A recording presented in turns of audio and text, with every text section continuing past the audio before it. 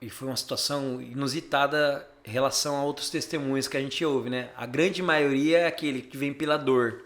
Sim. A grande maioria sofre alguma perda, né? Eu foi o contrário. Mas como assim? Foi muito esquisito. Não. Foi muito esquisito.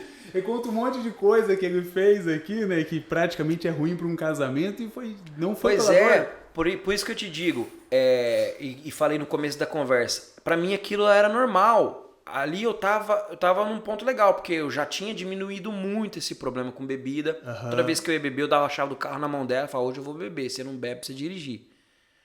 Então, e ela sempre tava junto comigo.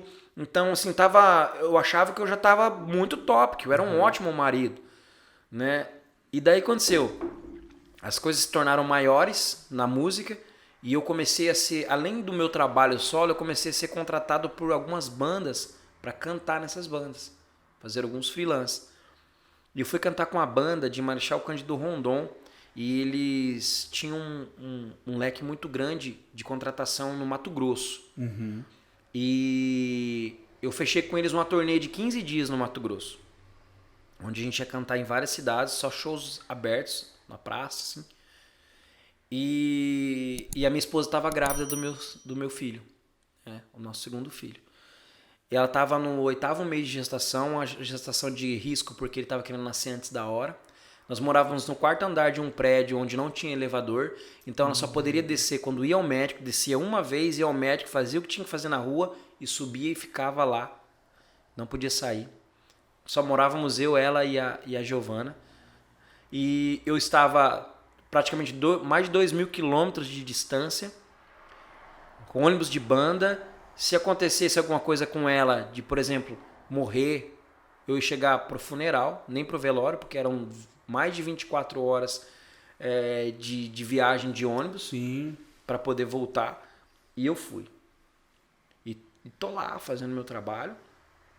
E ela começou, as ideias começaram a ferver na cabeça dela acerca de eu não quero dar a mesma vida que eu dei pra Giovana pra esse bebê.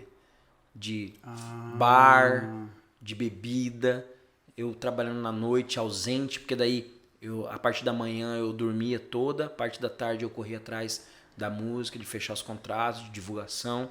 À noite eu ia cantar. Eu lembro que às vezes era 1h da manhã, eu acordava 1h da manhã, ela dormindo, minha filha dormindo, eu ia tomar banho, me arrumar para sair para trabalhar. Quando eu voltava, eles estavam acordando.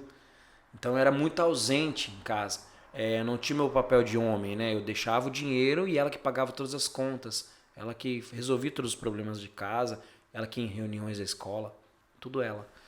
E ela falou, não quero essa mesma vida pro meu filho. Igual, muitas vezes a gente ia no bar, melhor conosco do que com os outros. Levava minha filha no bar. Aí encostava o carro perto, às vezes estava frio, a gente na mesa de bar, bebendo com os amigos e tal, e ela dormindo dentro do carro, assim, na frente, na rua.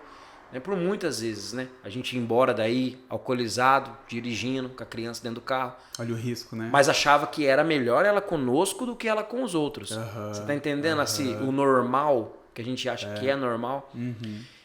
E ela pensando ali, cara, e ela frequentava a igreja católica, mas ela nunca foi uma praticante mesmo, né? Porque as pessoas se julgam às vezes católico ou cristão, mas elas não praticam verdadeiramente aquela fé, né?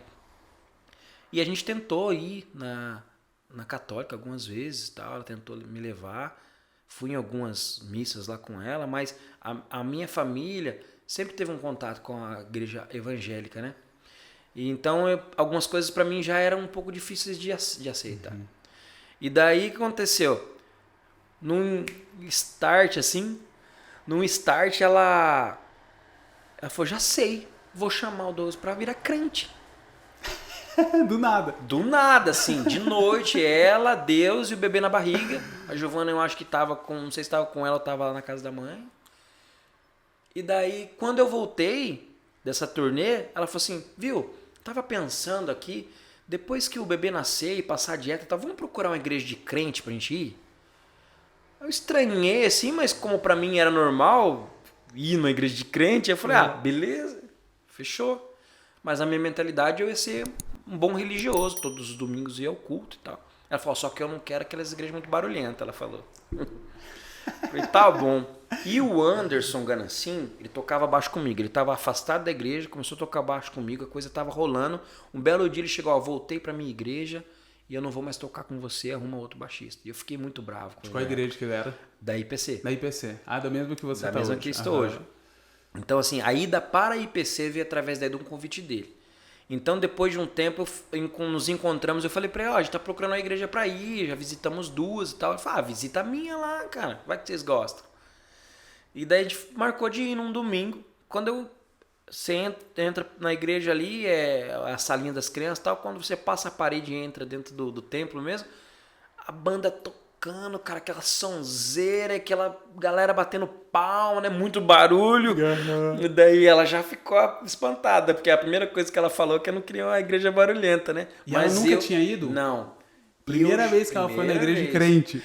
Não, nós havíamos ido em 2 cultos de crente. Em outras 2 igrejas diferentes. Entendi. E aquela era a terceira igreja que a gente estava visitando. Só que ali a gente já tinha alguém em comum. Né? As outras a gente simplesmente falava, vamos nessa? Vamos. Fomos lá, assistimos o culto. E aí sempre tinha uma coisa ou outra que não nos atraiu. Que nos repeliu, na verdade. E daí, quando chegou lá, eu já me senti em casa. Músico, né? Músico, sonzeira e tal. Na época, quem tava ministrando lá era o Fernando, que foi embora, né? E pra quem às vezes não conhece, tá assistindo a IPC do Pastor Toninho, ele preza muito na qualidade de som, né? Questão da música. Então, pra você que é músico, chegar num ambiente e ver realmente naquele louvor, aquele som de qualidade, aquelas pessoas que cantam bem, cantam bonito, provavelmente na hora foi um impacto, né? Não, foi muito legal. Eu já me senti à vontade. Eu fiquei ali, já entrei na palma e tal. E ela ficou meio assim, mas ela foi entrando também porque ela frequentava shows comigo. Então, né, a agitação, essas coisas. E depois a gente foi entender isso, né? Por que não se alegrar na casa do Senhor? E nos outros lugares nós nos alegramos, batemos palmas, gritamos, cantamos, né? E daí, cara, no outro domingo a gente voltou, e no outro domingo a gente voltou. E nós começamos aí todo domingo.